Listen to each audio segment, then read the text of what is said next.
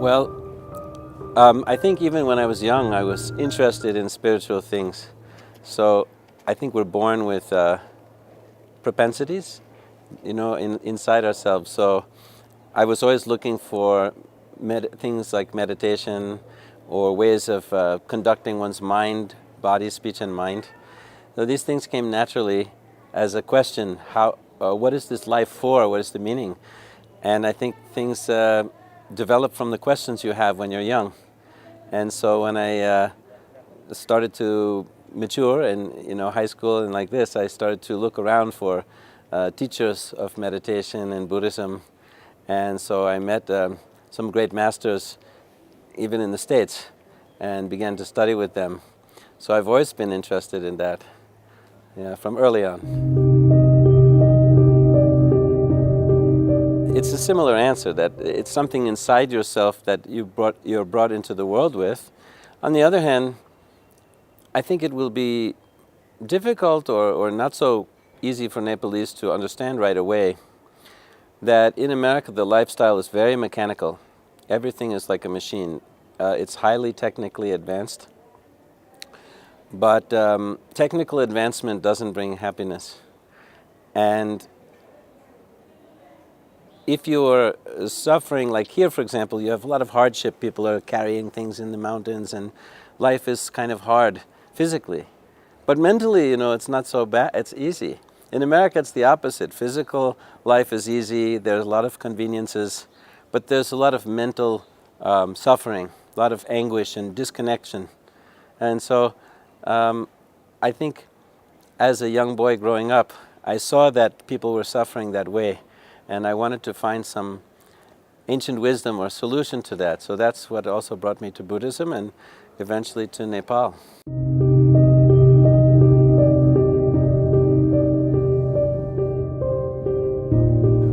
Well, Buddhism is Buddhism. There's not an American Buddhism and a Nepal Buddhism.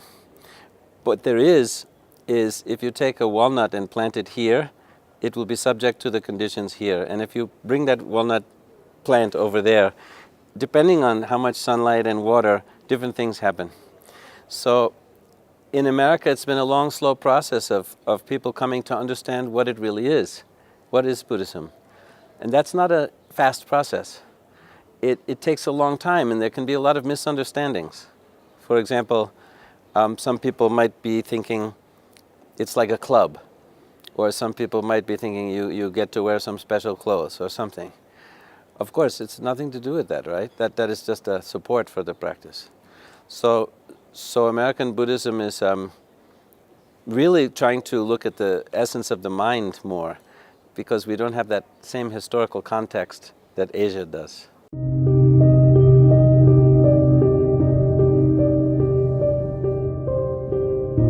Well, I think when you take certain initiations, in the Vajrayana system, Mahayana and Vajrayana is kind of in the same grouping, then sometimes your guru gives you a name. So this name, Rangwar Nyime Ozar, I think it's just a naturally arising name that one of my teachers gave me as a blessing like this. So it's a Lama name.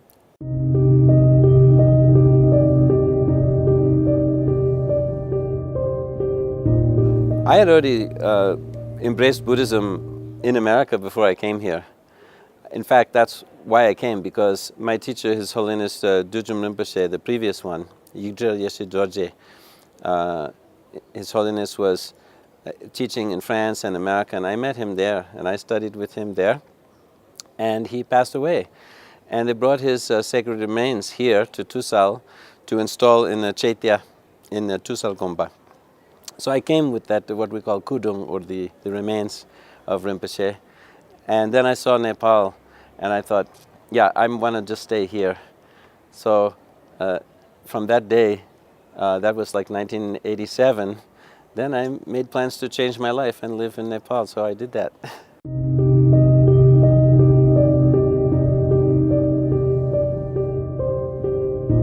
Well, mostly I'm associated with the Dujum Gomba in Tusal. But then after my teacher passed, I went to his Lord of Refuge, Chatul Sangye Dorje Rinpoche in Naryantan Gomba in Parping. And I also went on retreat there. and studied with Rinpoche, received his blessings and served him. And then eventually I opened one Gompa in Sanku, Bajayogini. So this is east of Bodhanath. So I have a Gompa there, and we do practices in that Gompa also.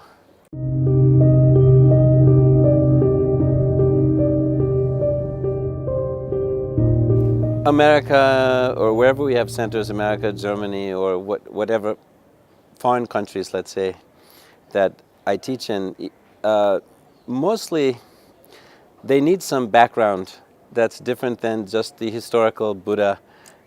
They need to understand why they should practice meditation, what the benefits are. And so we have to explain the things in much more detail, intellectually at first. So they have a sense of why we're doing these pujas, what's the meaning behind these things, what's the meaning behind meditation. And it takes a different language to communicate with an intellectual mind and hope that they, start to feel what that's about. Here it's very natural. The Buddhism is a very natural thing. It doesn't need a huge amount of explanation. But over there it needs a lot more. So that's one difference. And then you hope, once they get the idea intellectually, that they're going to practice and get it more viscerally, in their gut, in their heart. And that takes time.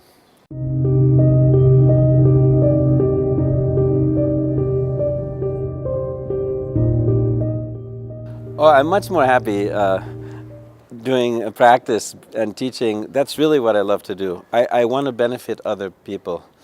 When I came to Nepal, at first I had to have a livelihood to stay here. So I opened up a solar electric company, maybe you know it, Lotus Energy. And we electrified, thousands of villages with solar power. And I was happy about it. It's kind of a temporary happiness for the villagers, some benefit. But in my heart I felt, this is not the ultimate kind of benefit for people. And I didn't come here for that alone. I came to practice and to try to benefit beings. That's what Mahayana is about, is to work for the benefit of others. That, your suffering is not as important as the suffering of others. That's the essence of Mahayana. So we have to work for their benefit to relieve their suffering. Giving solar is good, but it only relieves the temporary suffering. And meditation really can transform someone's mind. I'm so happy to be in Nepal as much as I can be and to do practice here. There's nothing I find more rewarding than that.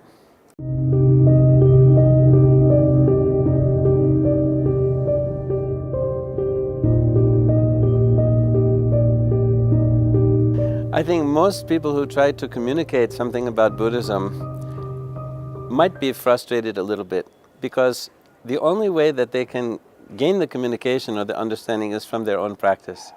You cannot stick it in someone, like you have a pill and you put it there and that's done. So you have to relate to each person, and it takes a long time. And people are really sleepy. I mean, they're basically, in the Buddhism view, people are in a dream. They're sleeping and they're not waking up. So if you have the feeling, I want to wake somebody up, it's not a good, easy feeling, because they might not wake up. So you have to try different methods to reach people, and you have to be very patient. Even in the cultural sense, sometimes their misunderstanding is so big, such a big difference between Buddhism and what they're thinking it is. It's like sewing two pieces of cloth that are a kilometer apart, How do you pull those together, But it's also a practice to just be patient,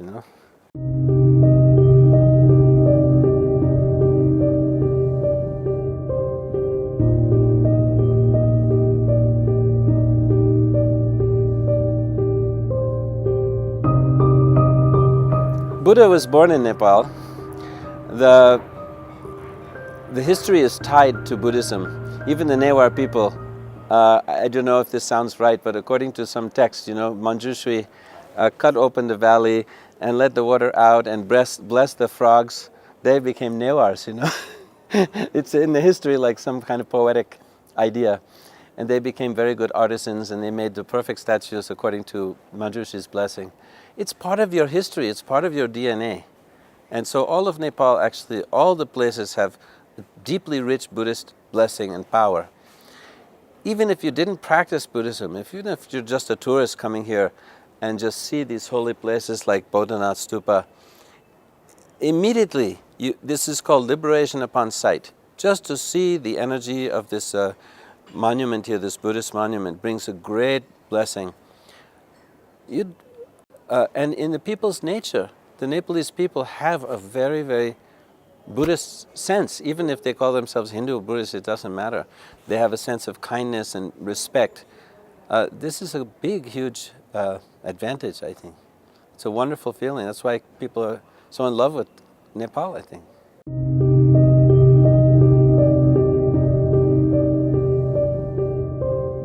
You know, after being here in Nepal for 25 years or so, I became in love with this stupa.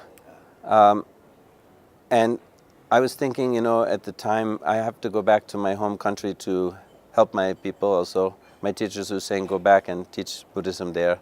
And I don't know if I felt capable or not capable. But I looked at Bodhanath Stupa, and it seemed it would be very amazing if we could build one Bodhanath Stupa in Nepal. It would be amazing if we could build a Bodhanath Stupa in America. And I checked into it with many high lamas, and there were actually some prophecies about this. And so I got involved in a project to build Bodhanath in America. And the prophecies that came, we have in our system, Mahayana, Vajrayana, we have systems of protective deities who give prophecies about these things. And they were so detailed and so long and voluminous about what happens if we could make such a stupa. And many of the prophecies have come true already. But basically, people's mind have become incredibly agitated now throughout the world because of the mechanical lifestyle. Even families are not agreeing with each other. Father and son don't agree. Mother and daughter don't agree. Families break up. No matter what we get technically, it doesn't satisfy. Food doesn't satisfy. Everything is kind of, especially in America, it's a sense of physical goodness, but inside there's no happiness. And it's causing a major destabilization in the world. One of the things that the Buddhists have said is that to make these kind of stupas and reliquaries properly can totally transform a situation. So I'm really dedicated to making a Bodhanath stupa in America, and we're almost about to get the land for that. And here the government, the Buddha Area Development Group here has handed over from the government some bricks from the Bodhanath during the reconstruction, which we also involved in after the earthquake. So those bricks have been already sent to America to make a sister stupa that will make a connection between the spiritual energy here and for the American people and the world in general.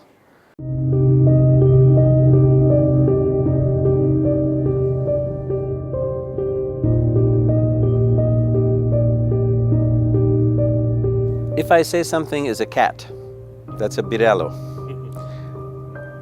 If you're a pig, then the word cat doesn't mean anything. Is it a biralo or not? It is what it is. Buddhism, when we say religion, you know, you have to look at words. Lig means to adhere to. Buddhism is the religion of adhering to, not adhering to. Means we try not to grab onto anything because it's all relative truth, yeah? So I think you could practice Buddhism religiously and you could practice it philosophically, but whatever you do, it's a way of life. If you don't embrace these principles of Buddhism in your life, kindness, taming your own mind, not doing things that are too selfish, and trying to practice virtuous things, if you don't do those things, what do you care whether it's a religion or a philosophy? If you do those things, what do you care if it's a religion or a philosophy?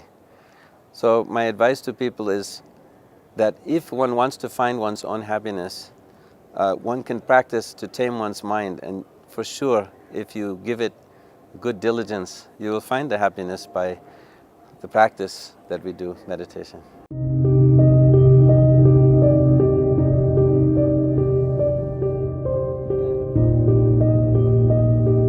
There are many different types of Buddhism. In essence, they are one. The teachings of the Buddha are not different. But because there are many types of sentient beings listening, some have a view that is red, some have a view that is yellow. So the teachings come in different ways according to different beings. The Theravada path, for example, is one cycle of teachings of the Buddha, then Mahayana, then Vajrayana.